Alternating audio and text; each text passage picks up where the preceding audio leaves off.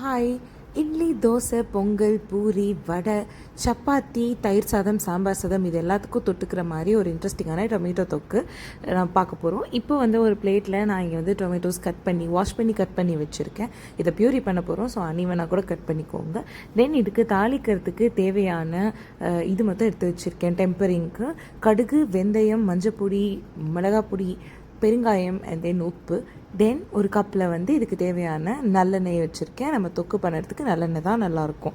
Okay, so இதை நீங்கள் tomatoes கண்டிப்பாக அப்படியே நம்ம அரைக்க தான் போகிறோம். இப்போது அரைச்சி இந்த மாதிரி பியூரியாக வச்சுக்க போகிறோம்.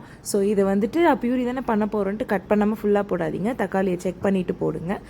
நெக்ஸ்ட் இங்கே நான் வாங்கின என்னோட மண் அண்ட் கல் சட்டி, அந்த மணிப்பூர் பிளாக் பாட்டரியில் நான் வாங்கினது என் ப்ரீவியஸ் வீடியோவில் நான் காமிச்சிருந்தேன். அதை நான் இங்கே அடுப்பில் வச்சுருக்கேன். அது சூடானதுக்கப்புறம் நான் இங்கே நான் கப்பில் வச்சுருந்த நல்லெண்ணெயை சேர்த்துக்கிறேன். ஓகே, இந்த நல்லெண்ணெயை சேர்த்துட்டு அது கொஞ்சம் சூடாகிறதுக்கு விடணும். கல் சட்டி ரொம்ப நேரம் சூடும் ரீட்டைன் பண்ணும். அதோட வாசனையுமே ஒரு மாதிரி டிஃப்ரெண்ட்டாக இருக்குது. நான் இப்போ இதில் தான் சமைச்சிட்ருக்கேன். ரொம்ப நல்லாயிருக்கு. ஸோ இங்கே எண்ணெயும் சுட்டுடுச்சு. சுட்டதுக்கப்புறமா நான் இங்கே தட்டில் எடுத்து வச்சுருக்கிற கடுகும் வெந்தயமும் ஆட் பண்ணிக்க போகிறேன். அது நல்லா வெடிச்சதுக்கப்புறம் தான் நம்ம பண்ண போகிறோம். இதுதான் நோ ஆனியன் நோ கார்லிக் தக்காளி தொக்கு ரெசிபி. அவ்வளோ சூப்பராக இருக்கும். இது எங்கள் அம்மாவோட ரெசிபி. இது சாதத்தோடையும் பிசைஞ்சிக்கலாம், தயிர் சாதத்தோடையும் சாப்பிட்லாம், சாம்பார் சாதத்தோடையும் சாப்பிட்லாம், இட்லி தோசை எல்லாத்துக்கூடயுமே சாப்பிட்லாம். இது ஒரு ஆல் இன் ஆல் ஒரு சூப்பர் ரெசிபியாக இருக்கும். ஸோ இங்கே நான் அது கடுகு லைட்டாக அப்படி பொரிஞ்சதுக்கப்புறமா நான் பெருங்காயமும் ஆட் பண்ணிக்கிறேன். ஓகே, ஆட் பண்ணிவிட்டு கொஞ்சம் நேரம் விடுங்க. நல்லா எல்லாமே வெந்தயம் லைட்டாக ரோஸ்ட் ஆகணும். ரொம்ப ப்ரௌன் ஆகிடாமல் பார்த்துக்கோங்க, அப்புறம் கசப்பு வந்துடும். வெந்தயமும் ரொம்ப நல்லது. ஸோ அந்த டேஸ்ட் இந்த வெந்தயம் தான் கொடுக்கும். நீங்கள் இல்லைன்னா வெறும் கடுகு போட்டுட்டு பவுடராக கூட நீங்கள் வெந்தயத்தை எடுத்து வச்சுக்கிட்டு தக்காளி நம்ம அரைச்சதை ஆட் பண்ணதுக்கப்புறம் கூட போட்டுக்கலாம். ஓகே, ஸோ இங்கே கடுகு வெடிச்சிருச்சு. நான் இங்கே பக்கத்தில் அரைச்சி வச்சுருக்கிற தக்காளி பியூரி நான் ஆட் பண்ணிக்கிறேன். இது எண்ணெயில் ஆட் பண்ணதுக்கப்புறம் லைட்டாக ரொம்ப எண்ணெய் சுட்டுடுச்சுன்னா நீங்கள் விடும்போதே தெறிக்க ஆரம்பிச்சிடும். ஸோ சிம்மில் வச்சுட்டு அதுக்கப்புறமா அதில் எண்ணெயில் நீங்கள் அந்த தக்காளியை விடுங்க. அது ஸ்லோவாக குக் ஆக ஆரம்பிக்கும். நீங்கள் அந்த கிணத்துல இருக்கிறதெல்லாம் வழிச்சு எடுத்துக்கோங்க. இந்த தக்காளியை நீங்கள் பேஸ்ட்டாக அரைக்கிறப்போ சுத்தமாக தண்ணி விடாமல் அரைங்க. ஏன்னா தக்காளியே ஆல்ரெடி கொஞ்சம் நிறைய தண்ணி இருக்கும். தென் தொக்கு ரெடி ஆகிறதுக்கு ரொம்ப டைம் எடுக்கும். ஓகே, ஸோ தண்ணியெல்லாம் விடாதீங்க, அப்படியே அரைச்சிக்கோங்க பேஸ்ட்டாக. நல்ல நாட்டு தக்காளியாக எடுத்துக்கோங்க. புளிப்பு நல்லாயிருக்கும். அது ஒரு தனி ஃப்ளேவரே கொடுக்கும்.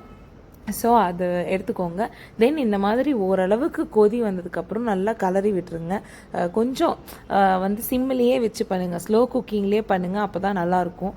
நான் அதுக்கு தான் இந்த பாட் யூஸ் பண்ணிகிட்ருக்கேன். இது அந்த தஸ்த்கார் எக்ஸிபிஷனில் நான் வாங்கினது. நீங்கள் பார்க்கலன்னா அந்த வீடியோவை கண்டிப்பாக போய் பாருங்கள். இது கூட நிறைய ப்ராடக்ட்ஸ் வாங்கியிருந்தேன். இந்த பாத்திரமும் ரொம்ப நல்லா இருக்குது. யூஸ் பண்ணுறதுக்கும் ரொம்ப நல்லா இருக்குது. ஈவனாக ஹீட் ஸ்ப்ரெட் ஆகுது. ஸோ இது நல்லா இப்போ கொதி வருது இல்லையா, இந்த ஸ்டேஜில் நம்ம எடுத்து வச்சுருந்த ஸ்பைசஸ் எல்லாம் போட்டுப்போம். ஸோ நான் இங்கே தட்டில் வச்சுருக்கிற உப்பு, தென் மிளகாத்தூள், தென் மஞ்சத்தூள் இது எல்லாமே நான் இதில் ஆட் பண்ணிக்கிறேன். ஓகே, ஆட் பண்ணிவிட்டு நல்லா மிக்ஸ் பண்ணிவிடுவோம். நீங்கள் உங்கள் காரத்துக்கு ஏற்ற மாதிரி உப்பும் மிளகாய் பொடியும் எடுத்துக்கோங்க. மஞ்சப்பொடி கண்டிப்பாக எடுத்துக்கோங்க. அதோட டேஸ்ட் ரொம்ப டேஸ்ட்டும் நல்லாயிருக்கும். மஞ்சப்பொடியும் ரொம்ப நல்லது. ஏன்னா இதில் நம்ம தக்காளி அப்படியே அரைச்சி போடுறோம்ல, ஸோ எல்லாத்துலேயுமே மஞ்சப்பொடி சேர்த்துக்கிறது ரொம்ப முக்கியம். ஸோ அதில் சேர்த்ததுக்கப்புறமா இது மாதிரி நல்லா மிக்ஸ் பண்ணி கொடுத்துருங்க. ஓகே, நல்லா மிக்ஸ் பண்ணிவிட்டு நம்ம இது சூப்பராக கொதிக்க விடணும்.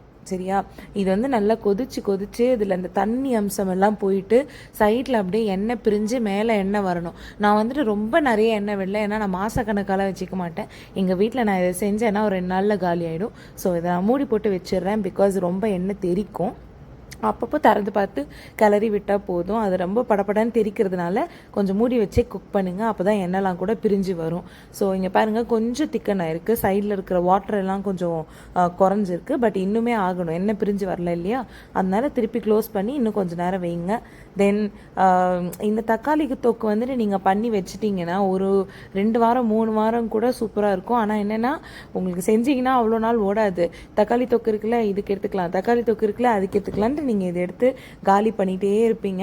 அது அவ்வளோ நல்லாயிருக்கும். ரொம்ப சிம்பிள். இந்த ஆனியன் கார்லிக்லாம் எனக்கு பிடிக்காதுப்பா, நான் ரொம்ப சிம்பிளாக செய்யணும், ஆனால் எனக்கு நல்ல டேஸ்டியாகவும் வேணும் அப்படின்னா இந்த தக்காளி தொக்கு கன்ஃபார்மாக ஒரு மேஜிக்கலான ரெசிபி.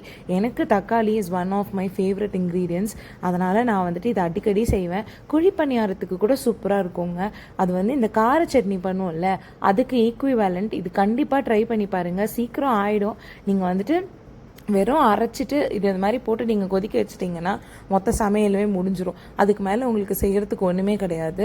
ஸோ கண்டிப்பாக இந்த ரெசிபியை ட்ரை பண்ணி பாருங்கள். நான் வந்துட்டு ஒரு 5 மினிட்ஸ்க்கு ஒன்ஸ் இதை எடுத்து கலரி விடுறேன். எனக்கு வந்து இந்த பாட்டில் இந்த தொக்கு நான் ஃபஸ்ட் டைம் பண்ணுறதுனால எனக்கு வந்து இது எப்படி வந்திருக்குன்ட்டு ஒரு டவுட்லேயே நான் அப்பப்போ எடுத்து பார்த்துட்ருக்கேன். நான் இதுக்கு முன்னாடி குக்கரில் அடி கனமாக இருக்கிறதுல பண்ணுவேன்.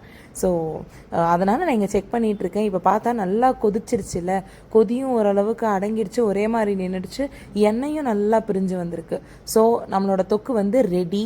நான் வந்து கூடவே வந்து ரவா இட்லி பண்ணி வச்சுருந்தேன். ரவா இட்லி கூட இந்த தொக்கையும் போட்டுட்டு அல்டிமேட் டேஸ்ட்டாக இருக்குது. கண்டிப்பாக ட்ரை பண்ணுங்கள். இதே மாதிரி இன்னும் நிறைய குவிக் வந்து ரெசிபீஸ் வேணும் அப்படின்னா please do follow my channel, subscribe பண்ணுங்கள். கீப் வாட்சிங்.